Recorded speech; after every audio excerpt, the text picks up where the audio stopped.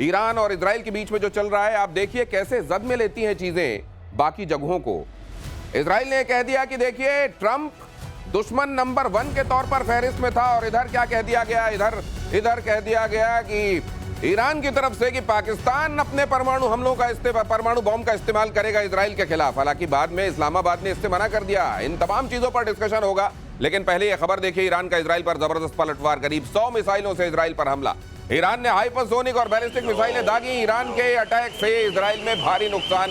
तेल अवीव में ज्यादा मिसाइलें दाग रहा है ईरान। मतलब ये समझिए कि वो जगह सबसे ज्यादा सुरक्षित जिसको गिना जाता है, वहां सबसे ज्यादा मिसाइलें दाग कर उस जगह पर एयर डिफेंस सिस्टम को सैचुरेट करके ये बताना चाहता है कि हमारे पास वो जो 30,000 मिसाइलें कहता है कि उसके पास मौजूद हैं, 30,000 इसको लेकर अलग अलग तरह की बातें होती हैं, लेकिन ये कह रहा है कि वो सारी मिसाइलों से पाट देगा इजराइल को। इजराइल ने कह दिया है कि इसकी भारी कीमत चुकानी पड़ेगी। लगातार चुका रहा है ईरान, और अब वहां के नागरिक भी इसकी कीमत चुकाएंगे। अगली खबर देखिए, इजराइल के गैस पावर प्लांट पर अटैक। ईरान ने मिसाइल से अटैक किया गेजर पे गैस पावर प्लांट को नुकसान।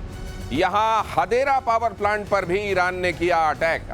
ईरान ने अटैक किया था।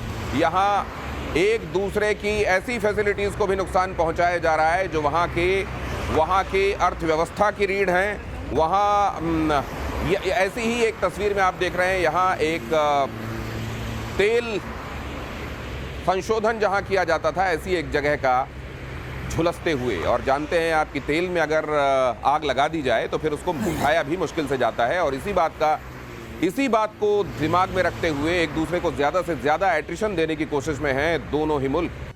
हमारे साथ जुड़ रहे हैं खास मेहमान एयर मार्शल पीके श्रीवास्तव और मेजर गौरव आर्य। बहुत स्वागत है आपका। अभी जो चल रहा है इस सूरत हाल को जरा 30-30 सेकंड में दोनों ही मेहमानों से समझते हैं। मेजर गौरव, देखिए, सबसे बड़ी बात यह है दिनेश कि जो ईरान का तेल है उसके ऊपर सैंक्शन लगा हुआ है, और ईरान जो भी पैसा कमा रहा है या तो ब्लैक में तेल बेच रहा है या फिर चाइना, रशिया और ऐसे देशों को बेच रहा है। उससे वो अपने न्यूक्लियर ड्रीम्स को फुलफिल करना चाहता है कि मैं इससे न्यूक्लियर बॉम्ब, यानी कि आय का बहुत बड़ा स्रोत तेल है। अगर तेल पे वार करा तो ईरान का तेल, अगर तेल पर वार हुआ तो ईरान का तेल निकल जाएगा। और इसीलिए आप देख रहे हैं कच्चे तेल की कीमतों में भी उछाल है ये।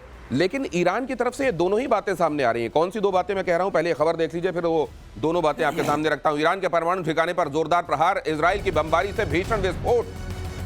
फोर्डो न्यूक्लियर फैसिलिटी पर कई धमाके। असल में 2 न्यूक्लियर फैसिलिटीज हैं, एनरिचमेंट फैसिलिटीज हैं। एक तो आप जानते हैं नतांज में है, जो करीब 250 किलोमीटर दूर है तेहरान से, और दूसरा ये फोर्डो परमाणु साइट के आसपास भूकंप के झटके, भूकंप की तीव्रता रिक्टर स्केल पर 2.5 के आसपास। तो ये 2.5 से 3 वाले जो ये भूकंप आते हैं ना, अक्सर कहा जाता है कि जब ये फैसिलिटीज इस तरह की जहां होती हैं, जहां न्यूक्लियर मटेरियल स्टोर किया हुआ होता है, वहां पर हमले हो जाएं तो ये भूकंप बहुत आते हैं। बीते दिनों पाकिस्तान में बहुत आए थे। कुछ ऑफ सिंदूर की आपको याद नहीं आ रही? वही कुछ पैटर्न मिलता जुलता है, उसी तरह के झटके आ रहे हैं। और जो फोटो है वो बहुत माना जाता है कि बहुत गहरा है। अच्छा, तो ये जो एक माउंटेन के ऊपर है ना, ये करीब 60 से 90 फुट के नीचे है। मतलब एक प्रकृति प्रदत्त बंकर बना लिया है। बंकर बना हुआ है, उसमें जाकर के इन्होंने नीचे बनाई हुई फैसिलिटी, उस फैसिलिटी के ऊपर हमला हुआ है। तो जरूर कहीं ऐसी जगह चोट मारी है कि फिर भूकंप के हमलों का सिलसिला शुरू हो गया है, भूकंप के झटकों का। जी, तो ये क्या ईरान की तरफ से दावे ये किए जा रहे हैं मेजर गौरव की वहां उनकी न्यूक्लियर फैसिलिटी को ऐसा कोई डेंट नहीं हुआ है, इधर ये झटके भी आ रहे हैं। तो क्या इतना 90-100 फीट की गहराई तक भी पहुंचकर मारने वाले बॉम्ब हैं क्या? 100% बंकर बस्टिंग बॉम्ब आप ही की शो में हमने कवर करा था 3 दिन पहले, जहां पे यह बताया गया था कि इजराइल अमेरिका से बोल रहा है कि हमें ऐसी टेक्नोलॉजी दीजिए, हमें ऐसे बॉम्ब्स दीजिए, और सर ने भी विस्तार पूर्वक उस पर बातचीत करी थी। देखिए, 2 बातें हैं। ये जो इंटरनेशनल एटॉमिक एनर्जी का जो वॉचडॉग है, उसने क्लियर कट बोला है कि यहां पे रेडिएशन फैला है ईरान में, यानी कि जो सरफेस पे जो इनका प्रोग्राम चल रहा था, सरफेस पे उसको खासा डैमेज हुआ है। खासा इजराइल ने डैमेज करा है इनके न्यूक्लियर रिएक्टर्स को और इनके न्यूक्लियर प्रोग्राम को, जो कि सरफेस पे था, लेकिन इनका बहुत बड़ा प्रोग्राम जमीन के कई 100 फुट नीचे भी है। उसके लिए, उसके मुकम्मल इलाज के लिए इजराइल ने अमेरिका से टेक्नोलॉजी की मांग करी है कि आप हमें ऐसे खास बॉम्ब दीजिए, बंकर बस्टिंग बॉम्ब दीजिए, जो डीप पेनिट्रेशन करें और वहां पे जाके नीचे फटें 100 फुट नीचे। ऐसी टेक्नोलॉजी है कि वो मिसाइल जाएगी 100 फुट नीचे जमीन के और वहां पे जाके फटेगी और सब कुछ बर्बाद कर देगी। इसकी कहानी चल रही है अभी। बॉम्ब पहले ड्रिल करेगा, ड्रिल करने के बाद अंदर जाकर फटेगा। अगली खबर देखिए, युद्ध में ईरान को बहुत बड़ा झटका, 3 बड़े खुफिया अधिकारियों की मौत। IRGC के खुफिया चीफ और उनके डेप्यूटी की मौत। खुफिया ऑफिसर मोहसिन वागेरी भी मारे गए। ये इतने बड़े बड़े कमांडर्स को मार डालना, लेकिन जो मेन है वो तो खामेनेई माना जा रहा है। देखिए, जो ये कमांडर्स हैं, एयर डिफेंस चीफ को मार दिया, इंटेलिजेंस चीफ को मार दिया, IRGC के चीफ को मार दिया। तो 3 उनके मेन इंस्ट्रूमेंट्स ऑफ पावर हैं, वो चले गए। न्यूक्लियर साइंटिस्ट को मार दिया। और ये बंकर बता रहे थे, गौरव ने याद दिला दिया, GBU 57 है वो बॉम्ब जो जाके नीचे तक मार सकता है। उसकी 2 स्टेज की है।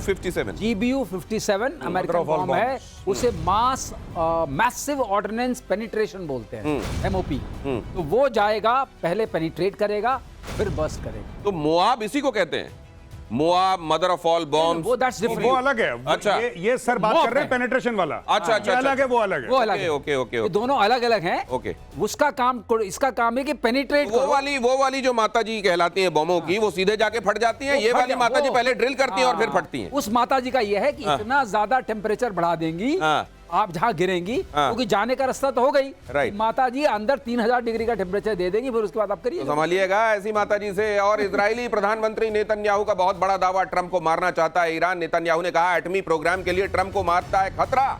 ईरान की नजर में ट्रंप सबसे बड़े दुश्मन। नेतन्याहू ने खुद को ट्रंप का जूनियर पार्टनर बताया। कहा कि लिस्ट में नाम तो मेरा भी है, लेकिन सबसे ऊपर ट्रंप लिखे हुए हैं भाई उनके पास जो लिस्ट है। बिल्कुल नहीं, बिल्कुल ठीक है। और इसमें एक और बात मैं बता दूं आपको कि इसके ऊपर देखिए ट्रंप का क्या कहना है इसके ऊपर। ट्रंप साहब, आपको बीच में रोक रहा हूं। मुझको लगता है ये दुनिया को कम, अमेरिका को ज्यादा बताया कि भाई नाम तेरा ऊपर है, तू देख ले नाम इन्वॉल्वमेंट कितनी रखनी है और क्या करना है आगे। मैं बिल्कुल दिनेश आपसे अग्री करता हूं। बिल्कुल सही बात, आपने बहुत बढ़िया बात बोली। अब इसमें क्या है कि ट्रंप कहता है कि मैंने नेतन्याहू का हाथ पकड़ लिया, नेतन्याहू तो इसको ठोकने के चक्कर में था, खमेनेई को, मैंने इसको मना कर दिया। वहां पे नेतन्याहू कहता है कि मैं इसको छोड़ूंगा नहीं, खमेनेई को। Everything is on the table, we will get him. अब इसमें चक्कर क्या हो रहा है, देखिए मुझे लग रहा है कि ट्रंप ना फिर से वही बात कर रहा है जो ट्रंप ने पहले करी थी। ऑपरेशन राइजिंग लायन के पहले ट्रंप क्या कह रहा था कि चलो ओमान में बैठते हैं स्टीव विटकॉफ के साथ और हम लोग बातचीत करते हैं। देखो, तुम भी अच्छे बच्चे, हम भी अच्छे बच्चे, लड़ाई कोई नहीं करेगा, धक्का मुक्की कोई नहीं करेगा, सब लोग आओ बैठो, बातचीत करते हैं। चलो बातचीत करते हैं। संडे को टॉक्स होने वाली थी, संडे को, बीता संडे टॉक्स होने वाली थी। फ्राइडे की रात को ये करते करते अटैक कर दिया, पूरी उसकी मिलिट्री लीडरशिप उड़ा दी, एयर डिफेंस उड़ा दिया उसका। आज की तारीख में आपको पता है इजराइल क्या बोल रहा है? इजराइल ये बोल रहा है कि we have complete air superiority over Iran. उनका स्टेटमेंट आया, वी हैव कंप्लीट। और सर बताएंगे what is the meaning of complete air superiority. क्या है दिनेश? कंप्लीट एयर सुपीरियरिटी का एक दृश्य भी आया था। वो उस एयर स्पेस में रिफ्यूलिंग कर रहे हैं, एयर टू एयर रिफ्यूलिंग कर रहे हैं। ये मामला बड़ी शांतिपूर्ण जगह होता है, वो आराम से कर रहे हैं, जैसे कोई खतरा ही नहीं है। अब बताइए, ऐसे माहौल में आपकी एयर स्पेस गई हाथ से, आर्मी काम नहीं कर सकती क्योंकि there is a difference of 1000 kilometres. अब आपका मिसाइल्स बच गई हैं। मिसाइल्स में अगर आपका वो नहीं जाता, जिसको आप लेके पौवा पौवा कुछ लोग कहते थे पहले, तो वो है नहीं, क्योंकि वो तो मार दिया। अब ये जो बता रहे थे उसमें मुझे एक चीज और याद आई, जो गौरव ने बताया कि ऊपर उन्होंने पूरा साफ कर दिया। ऊपर सारा उनका वेंटिलेशन सिस्टम होता है, सारा उनका सर्वाइवल सिस्टम ऊपर होता है। जो पहाड़ के ऊपर था वो तो गया, तो नीचे सर्वाइवल सिस्टम है नहीं। फिर आपने एक मदर ऑफ बॉम्ब्स की बात याद दिलाई थी, माता जी की, तो वो भी लग जाएंगी। तो अब बचा क्या? तो बचा ये क्या कह रहे हैं कि बचा है और इजराइल कह रहा है बचा नहीं है। तो ये बचा कितना है? ऊपर रोशनदान, खिड़की, दरवाजे ऊपर से जो खुलते थे वो सारे बंद हैं, और फिर वो मदर ऑफ ऑल बॉम्ब तो इंतजार कर ही रही है।